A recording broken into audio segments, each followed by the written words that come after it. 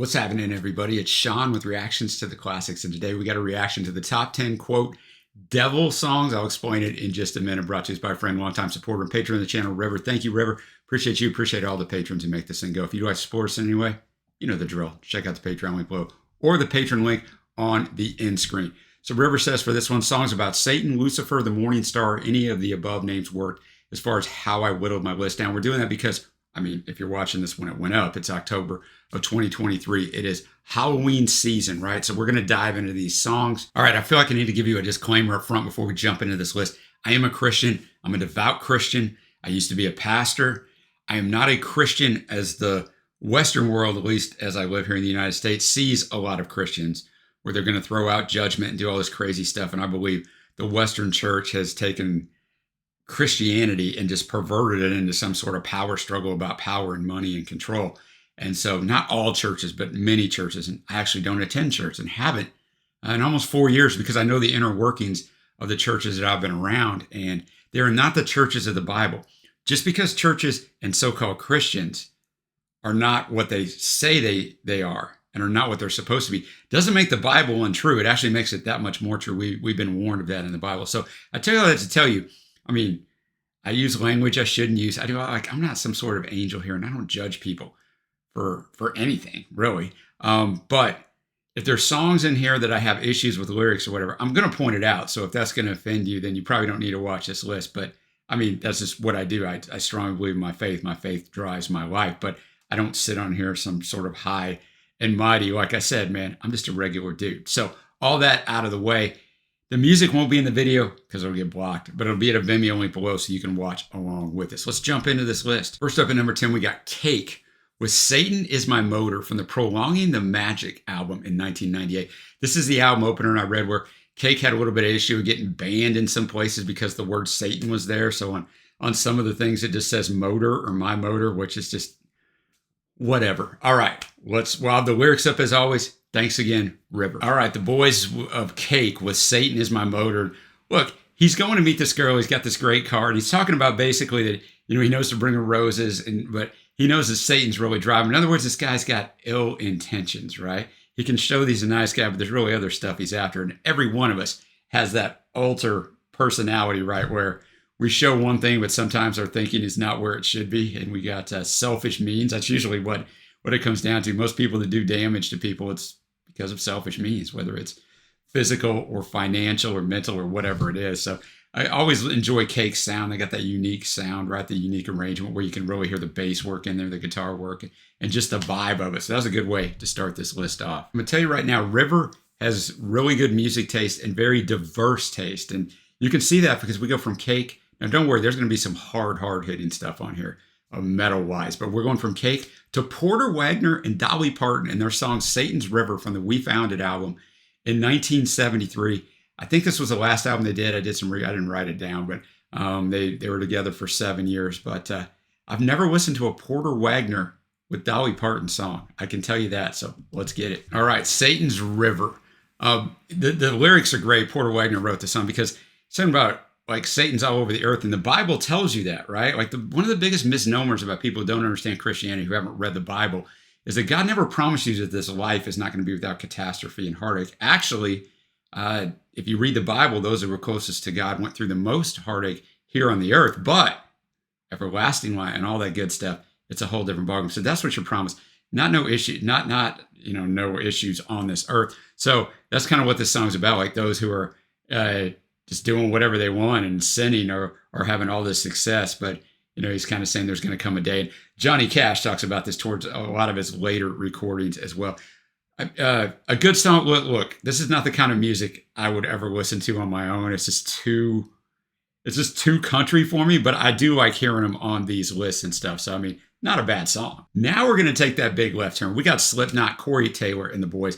The Devil and I from the album 5, The Gray Chapter in 2014. This was the lead single and the first Slipknot single to feature Jay Weinberg, Max Weinberg from the E Street Band's son. So yeah, let's go. The Devil and I is basically telling the story that he's not really responsible for his actions, right? Because it's the devil in him that's making him do it. You know, we've all heard people say that. You probably said it yourself. It's not me. And, also telling them, people aren't who they appear to be. They just show you what you want them to see. But I've always enjoyed Corey's vocals. I think he's really good. And I like the way this song alternates between slow, because he can actually sing, and then you get into just hammering it out.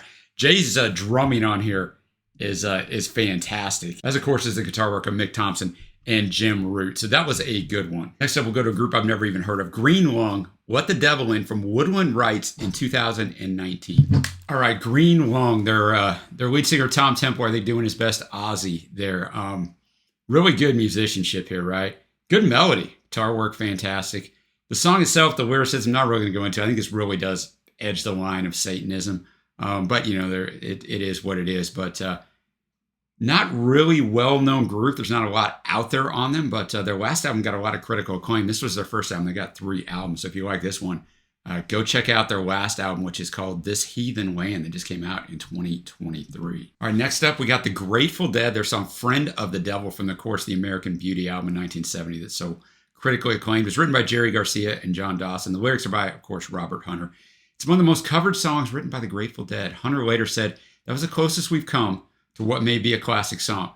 I know this is reactions to the classics, and the Grateful Dead are a classic band. I've never really vibed a ton with the Dead. I mean, I respect them for what they are, but some of their songs I like. I've listened to this album back when Trey and I did the album draft series where we drafted the top 10 albums from every single year, but I don't really remember it, so let's check it out. Friend of the Devil. What a really good song, right? And I told you I'm hot and cold on the Dead. What a really good song. Great guitar work as you expect, but well written. He's a criminal, right? So he's a friend of the devil, and the only friend of the devil is a friend of his, so you can only trust other criminals, but then the criminal ends up coming back and double-crossing him, but he misses his sweet Anne Marie because he's living a life on the lam, right? He's on the run, but just a really well-done song. Lots of lyrics, but only in 3.5 minutes, so I always enjoy that. All right, we're up to the top 5 of River's top 10, quote, devil songs. We got Nick Cave and the Bad Seeds, Up Jump the Devil from the Tender Prey album in 1998. The song's lyrics tell the story of a man who lives a life of sin and is followed and influenced by the devil throughout his life. Received a boost in popularity in 2010, was featured in the critically acclaimed Xbox video game Alan Wake. I don't know that game, but I'm a PlayStation guy. Also on this album, it's the second song on the album. It follows The Mercy Seat, which is the album opener, which is one of the greatest songs of all time. I love Nick Cave and the Bad Seeds. Trey and I, at the time of me filming this, are going to see him in just a little over 6 weeks in concert. I cannot wait. Let's go. Up Jump the Devil, the great Nick Cave and the Bad Seeds. Amazing that Nick, 31 years later, would bring out an album called Ghosteen in 2019, which I think is one of the best albums of all time. And polar opposite of this, but I just love Nick's style, man, no matter what style he's doing. And he was born, his mom died when he was born, so he was cut out with a Stanley knife with just a, like a box cutter, and up jumped the devil, so he's after him all the time. He even escapes to Mexico, but the devil still chases. So I mean, it's kind of just but you have the unique instrumentation that you did of a lot of Nick's arrangements back then. But and it's a catchy song. It's an odd song, right? The way it's arranged, and yet it makes it so catchy. Next up at number 4, we got what's considered a stone cold classic, Iron Maiden, The Number of the Beast, from the Number of the Beast album in 1982. Second single from the album, it remains one of the band's more popular songs, reaching only 18 in the UK singles charts on its original release, but it was released 2 other times, in 1990 and 2005, and both those times it reached number 3. According to the song's writer, bassist, and band founder Steve Harris, it was inspired by a nightmare he had after watching the film Damien Omen 2, in addition to the poem Tam O'Shanter by Robert Burns. The song opens with a spoken word passage read by English actor Barry Clayton, which quotes Revelation 12:12 and Revelation 13:18 from the Bible. According to lead vocalist Bruce Dickinson, the band originally asked Vincent Price to read the intro, but decided to hire Clayton after Vincent said he would do it for no less than £25,000. The track is known for its very long, high-pitched, and guttural wail at the end of the intro, which AllMusic describes as the most blood-curdling Dickinson scream on record. In the classic album's documentary based on this album, Dickinson states that it came about through frustration with producer Martin Birch, who forced him to sing the introduction repeatedly for hours on end. So it wasn't something he was doing for dramatic effect. He was really about, when we say we're about ready to scream, well, Bruce was past that point. In addition to the album's artwork and title, the song was a prominent target of religious groups in the U.S. who accused Iron Maiden of being a satanic group. The controversy led to organized burnings of the group's albums, as well as several protests during their 1982 tour, although this would only serve to give the band more publicity. Harris has since commented that the accusations made against them were mad. They completely got the wrong end of the stick. They Obviously hadn't read the lyrics. They just wanted to believe all that rubbish about us being Satanists. It was about a bad dream I had. And this is what I was talking about at the beginning when I told you guys I was a Christian. And you got all these clowns out here doing stupid stuff like that. All right, the number of the beast, Iron Maiden, Bruce, just bringing it as always. The band brings us. I don't know a lot of Iron Maiden songs. We're actually going to have a top 10 this month, so look for it on the channel if it isn't up already. Brought to us by one of our other patrons, Evan David. So I will get to know a lot more Maiden, but really good song. Starts out, the guy, it's the dream, right? But so the guy is at some sort of probably satanic ritual, and he can't really remember. He wakes up somewhere else, can't really remember. He's trying to get away from it the whole time, and then he feels himself drawn back to them at the very end. He kind of becomes one of them. So kind of this full circle thing. Except number 3, we have Behemoth with their song Lucifer from Evangelion in 2009. Lyrics for this song are from a poem written by Polish poet Tadeusz Misaninski. I'm sure I messed that up, but he's a known Satanist.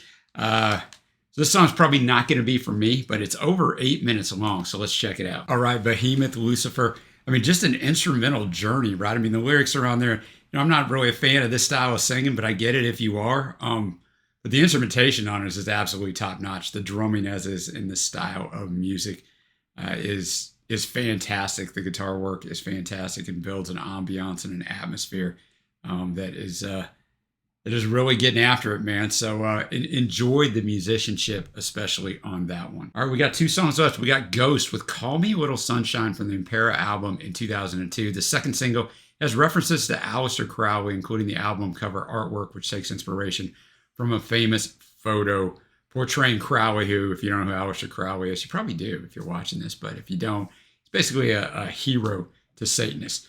Tobias Forge, and he's got a long history in rock music, right? Bowie, Ozzy, Bowie in a couple different ways. He believed that Jimmy Page was sending the ghost of Aleister Crowley to haunt him.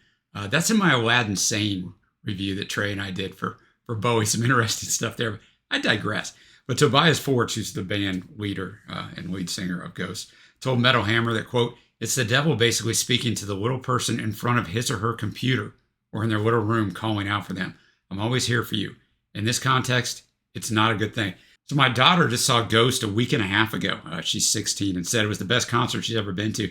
She's been to quite a few concerts, but she absolutely loved them. I think they're fantastic. The stuff of theirs that I know. So looking forward to this one. All right, Call Me Little Sunshine. So Call Me Little Sunshine. Sunshine is actually another name for Satan. There's a long story behind that. I won't get into that. But Aleister Crowley's nickname was also Little Sunshine. So if you just listen to this song and didn't know all this, you would just think that he might be calling out to a lost lover, right? Because the whole chorus is just call me little sunshine. When you feel alone, just call me little sunshine. The pre-chorus, you will never walk alone. You can always reach me.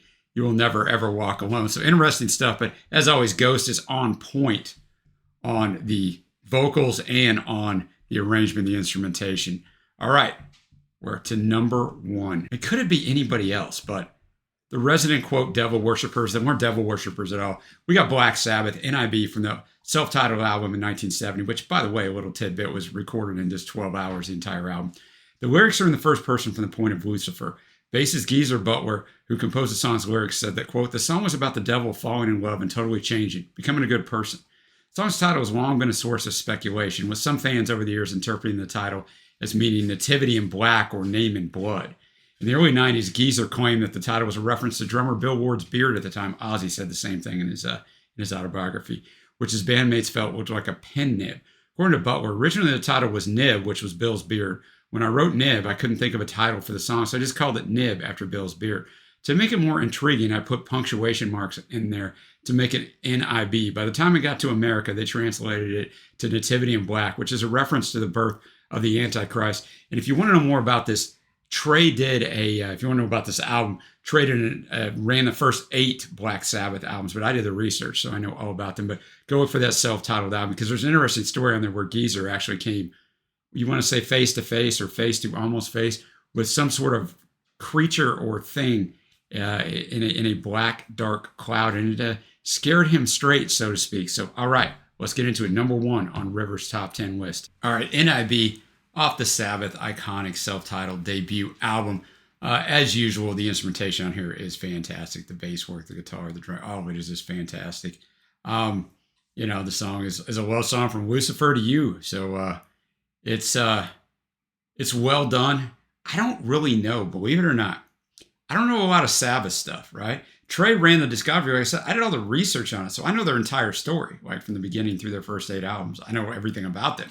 Well, not everything, but you know what I'm saying. I know a ton because I did the research, but just know a lot of their material. I don't know. I mean, I've listened to this album once. I don't remember the song, but this album is really messed up the way they mess with it in US. The version that's on Spotify is like this song's on there, but it's in a different. It's just so it was good to pull it out and listen to it individually, and that is going to take us to my favorite tracks. Honorable mention is going to be Slipknot, The Devil and I, Ghost, Call Me Little Sunshine, and Black Sabbath.